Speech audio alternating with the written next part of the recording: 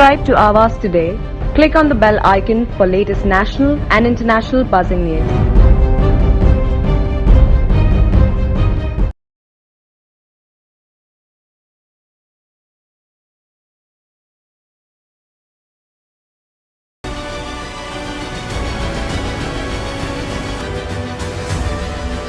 मैं एक माँ हूँ और माँ के लिए बच्चे से ज़्यादा कोई चीज़ बड़ी नहीं होती।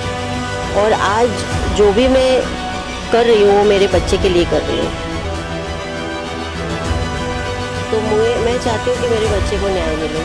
सबसे पहले तो उसे पिता का नाम मिले और उसके बाद जो भी चीज़ें हैं जो उसका अधिकार है वो उसे मिले। करौली विधानसभा के विधायक गणेश नाइक के ऊपर संगीन आरोप लगाने वाली दीपा चौहान हमारे साथ जुड़े हुए हैं एक्सक्लूसिव रिपोर्ट के साथ। मैडम, किस तरह से आरोप लगाया है आपने, जिस तरह से क्या कमी रहेगी जो इस तरह से आरोप लगा रही है आप?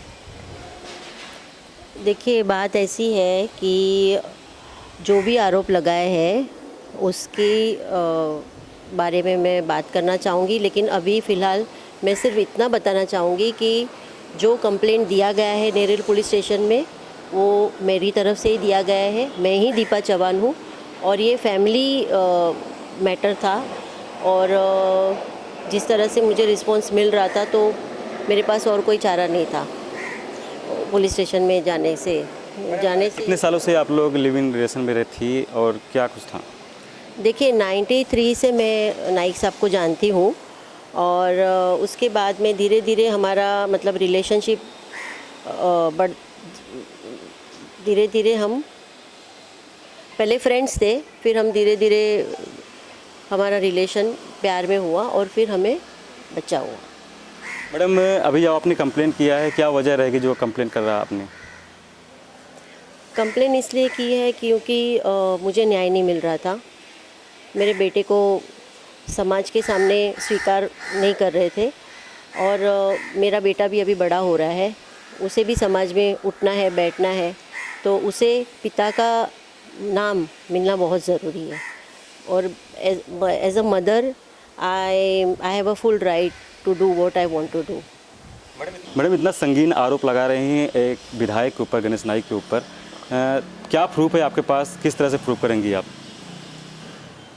देखिए, कोर्ट में जब हम जाएंगे तो हमारे जो भी एविडेंस होंगे हम रखेंगे और डीएनए होगा बेटे का और उससे सब चीज़ें क्लियर हो जाएगी।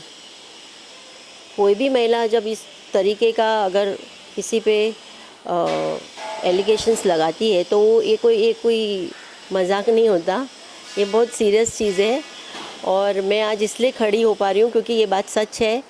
वो माने या ना माने मुझे कोई फ़र्क नहीं पड़ता और मैं ये चीज़ कोर्ट में मेरा जो भी एविडेंस है मैं रखने वाली हूँ। मैम, 17-18 सालों से आपने ये मुद्दा क्यों नहीं उठाया?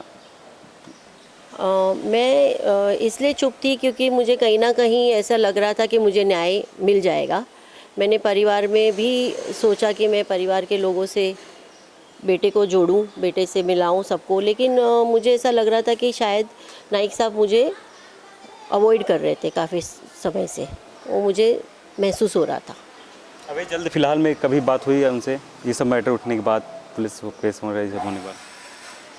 नहीं माँ, देखिए वो ऐसे तो बात होती है, कैसे है क्या है, ऐसे तो हम डिस्कनेक्ट नहीं हो सकते। इतने साल का रिलेशन है तो एक दूसरे की चिंता तो होती है, तो हम बात तो हम करते हैं। आखिरी सवाल है, नाइक साहब को क्या कहना चाहेंगी? आखिरी सवाल, जो इतने सालों से आप लोग रिलेशनशिप में रहे, क्या कहना चाहेंगे आखिरी सवाल, ताकि उनको? मैं नाइक साहब को यही बोलना चाहूँगी कि आप आई डोंट नो, अभी कुछ नहीं बोलना मुझे। मैडम, अगर इस तरह के टर्म एंड कंडीशंस आ रही हैं तो आपकी क्या अहम भूमिका है मांग करने की? मैं एक माँ हूँ और माँ के लिए बच्चे से ज़्यादा कोई चीज़ बड़ी नहीं होती। और आज जो भी मैं कर रही हूँ वो मेरे बच्चे के लिए कर रही हूँ। तो मैं चाहती हूँ कि मेरे बच्चे को न्याय मिले। सबसे पहले तो उसे पिता का नाम मिले और उसके बाद जो भी चीज़ें हैं जो उसका अधिकार है वो उसे मिले। हमें क्या धमकी वगैरह कुछ भी मिली आपको? नहीं, धमकी मुझे डायरेक्टली तो नहीं मिली है, लेकिन उनके जो कोई कोई कार्यकर्ता है वो मुझे रोक रहे हैं कि आप ऐसा कदम मत उठाइए, आप इतने बड़े नेता के इमेज के बारे में बात कर रहे हैं, तो फिर आप थोड़ा समझदारी से काम कीजिए। तो इसलिए मुझे ये लग रहा है कि ये एक तरह से धमकी ही हुई है, इस तरह से एक तरह से प्रेशराइज़ किया जा रहा है कि मैं अपनी कंप्लेंट वापस ले लूँ। मैम ये एक सवाल और भी मेरा लास्ट कि अगला कदम क्या उठाने वाली हैं आप अगर इस तरह का मामला है तो? ये तो सिविल मैटर है, तो ये कोर्ट में जाएगा केस, और हम कोर्ट में जाके जो मेरे पास जो एविडेंस है मैं अपने एविडेंस रखूँगी। नाइक साहब को जो रखना है वो अपनी तरफ से रख सकते हैं, और उसके बाद में कोर्ट में जो भी जजमेंट आएगा उसके हिसाब से चीज़ें होगी। मैम ऐसा नहीं लग रहा आपको ये आपका पर्सनल मामला है और इसमें कुछ राजनीतिक लोग सपोर्ट कर रहे हैं, ऐसा आपको कुछ है? हाँ, सबसे पहले तो मैं महिला शिवसेना की जो महिला है कल मेरे लिए जिन्होंने मोर्चा निकाला, मैं उनकी बहुत दिल से आभारी हूँ, क्योंकि उन्होंने मुझे बहुत हिम्मत दी है। और ये देख के मुझे बहुत खुशी होती है कि एक महिला एक दूसरी महिला के लिए उसे वो इमोशन समझ में आ रहे हैं, और ये चीज़ें मुझे बहुत टच हो रही है, मुझे बहुत अच्छा लग रहा है, और मैं बहुत खुश हूँ, और मैं उनकी बहुत शुक्रगुजार हूँ। हाँ। ये पुलिस मैटर होने से पहले आपने उनसे कुछ कांटेक्ट किया था या उनकी तरफ से कुछ जवाब वगैरह आया आपके पास? किसी तरफ से नाइक साहब की तरफ से? नहीं, नाइक साहब से मेरी बातचीत कभी कभी हो रही है, क्योंकि हम भी सोच रहे हैं कि जो भी चीज़ें आपस में अंडरस्टैंडिंग के साथ हो जाए तो अच्छी बात है।